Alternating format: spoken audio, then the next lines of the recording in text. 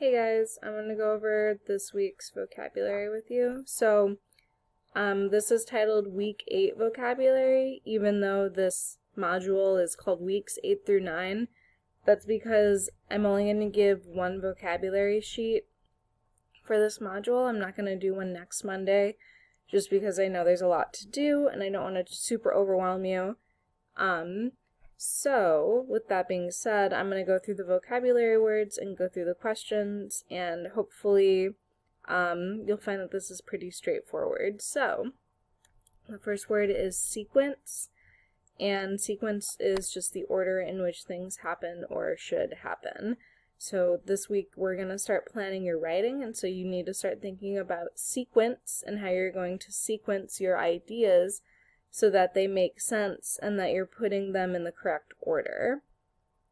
Next is coherent, which means logical and well organized, easy to understand. Coherent basically means that you're putting the sequence of ideas in an order that makes sense.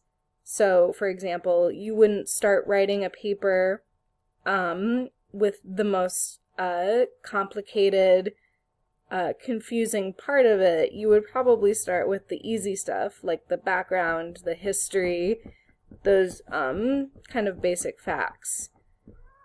Next is cohesive. Cohesive means that the ideas are closely united or connected. Usually there's some kind of link between them. So again, if you're starting with the history of something, you probably want to connect to your next paragraph by talking about something maybe that's related to that history, or it transitions nicely into whatever your next topic is. You don't want to just randomly put your topics and your ideas in order because it won't make sense to the reader. You want things to sort of interlock and feel like you are putting them in an order for a purpose. Next is comprehensive. Comprehensive just means that you include many, most, all things. So a comprehensive research paper is talking about many different aspects of the topic, not just one small aspect. And by aspect, we know we mean different parts of a topic, right? So research papers, unlike essays, tend to be very comprehensive. Next is strategic. Strategic, obviously relating to strategy, and it just means that it's a plan that's created to achieve a goal. So your goal in the research paper is to argue whether or not your law based on your age-based policy should change. So you're arguing, should the drinking age change? Should the age of consent change? Should the age to join the military change, right? So you're strategically putting ideas in order to convince people that you're correct.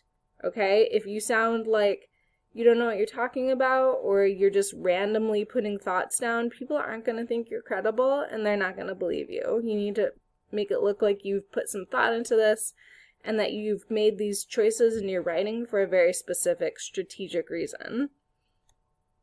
So those are the vocab words. The questions are, number 1, what steps can you ensure that the sequence of your argument is both coherent and cohesive?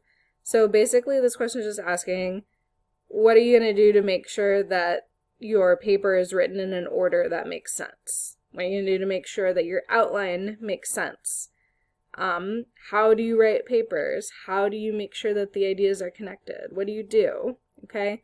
It's very meta, but it's meant to get you to think about all the different choices you can make as a writer and which are the choices that are the right ones for you.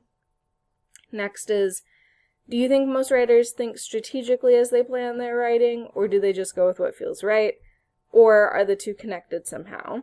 So obviously you're going to know that strategy is part of this, but it's also interesting to think about sort of just the gut feeling part of writing, kind of going with what you think sounds right, like why do things sound right?